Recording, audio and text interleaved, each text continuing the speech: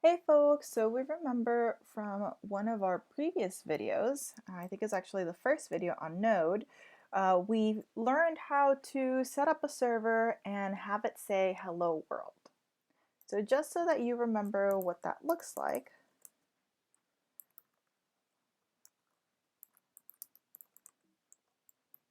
let me show you.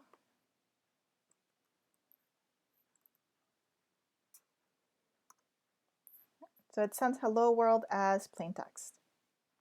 So we're going to do the same thing today, but this time using Express. So what I'm going to do is I'm in this folder called Node. Going to create a new folder. We want to make sure that all of our individual sites or practices or tutorials are in their own folder just to keep ourselves organized. So I'm going to make a new folder. You can call it whatever you want. I just want to remember for myself that this is Express tutorial number 1. And I'm going to make a new file. You can call this whatever you like.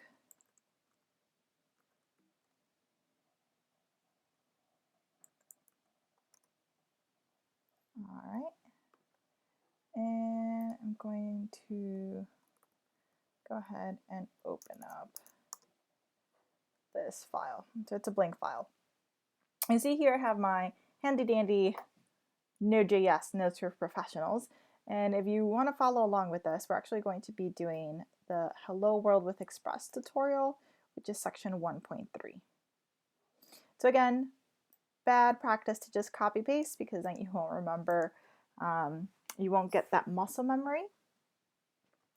And, oh, I almost forgot. One of the first things that we want to do is we actually want to install Express. So one of the things that we can do is that we can actually install Express globally on our entire computer.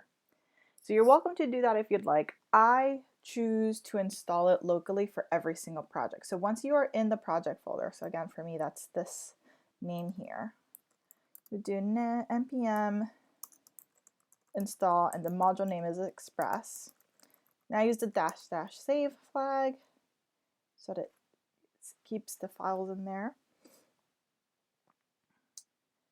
And the reason I choose to do this locally each time rather than doing globally is just to, one, in case I'm not using Express in some of my other projects, I don't want to have those extraneous files.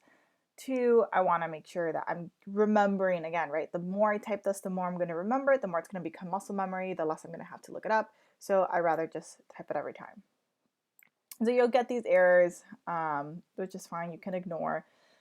Usually when you have, so npm stands for Node Package Manager. When you're using npm, folks usually have a package.json file that tells them what all of the packages being used in that project are, and then they can just say npm install and everything that's in the package installs. But we're not doing that for now. That'll be for later. So you can ignore all of these errors. So we want to start with, so const is a constant variable if you haven't seen that keyword before.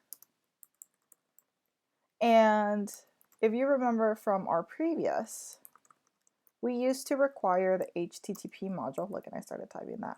But now what we're going to be requiring is the Express module. Express is actually built on top of the HTTP module, so by installing Express, we no longer have to worry about dealing with the HTTP itself. So, note to self, so this doesn't really installs, but it allows us to use the Express module. All right. Now we're going to actually call the Express function. So app is an Express application. This is how we'll access all of the functionality of the module.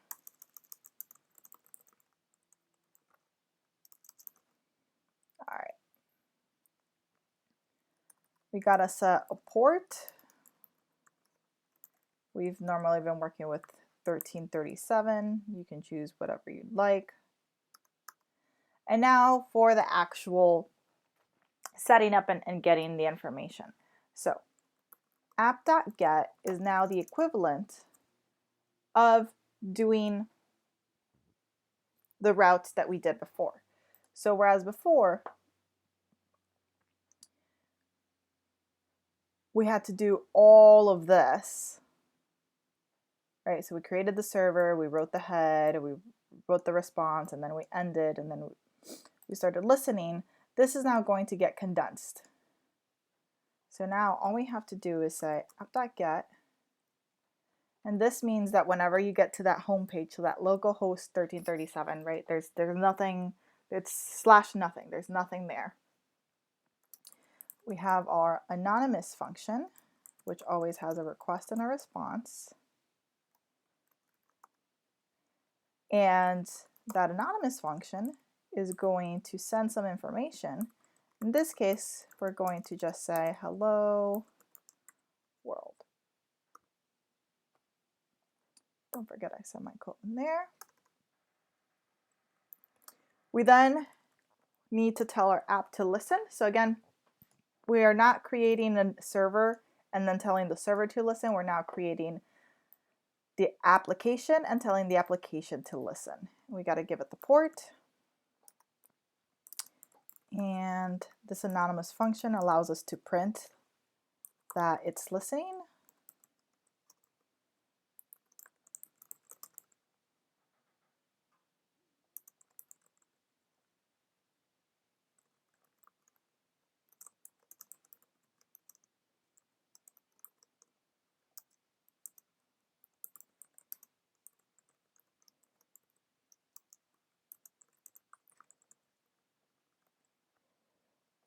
Forget our semicolon. When you start using anonymous functions and callback functions, the semicolons get a little tricky. Just remember if there's a parenthesis, there should always be a semicolon after it. You don't need it after the curly braces. All right, so to recap, we have here get the route to the home page and respond with hello world.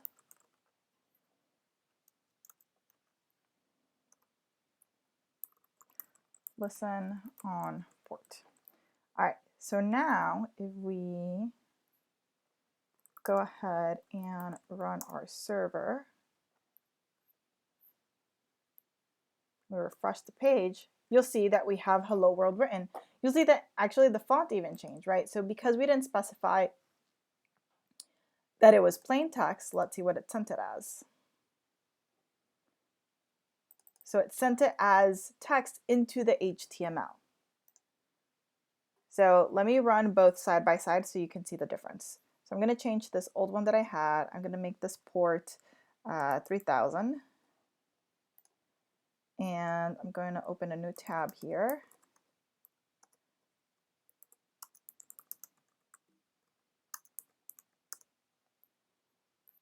And go to localhost 3000 here.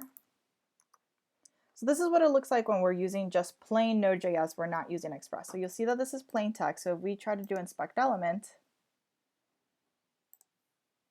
we have the styling that gets added to it for it to look like plain text. With this one, since we didn't specify that it was plain text, it's just putting it into it's putting the text that we sent into the body of the page. So that's why they look different. And so essentially, our code, our code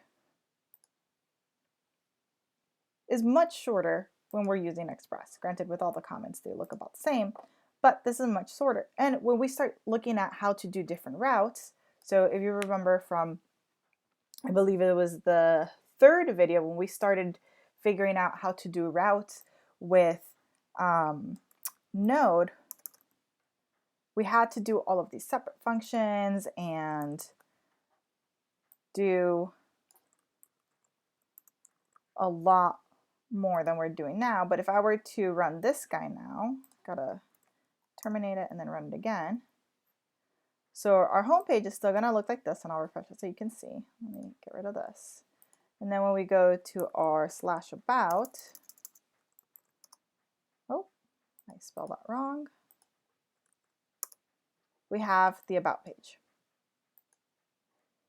And if we go to just a regular localhost, we have the whole hello world. So very similar to what we were doing before. It'll simplify some things moving forward, especially when we start using Express.js, but this should look very familiar to, I believe it was the third Node.js tutorial with the routes. So this is what it looks like with Express.js. All right, I hope that was helpful.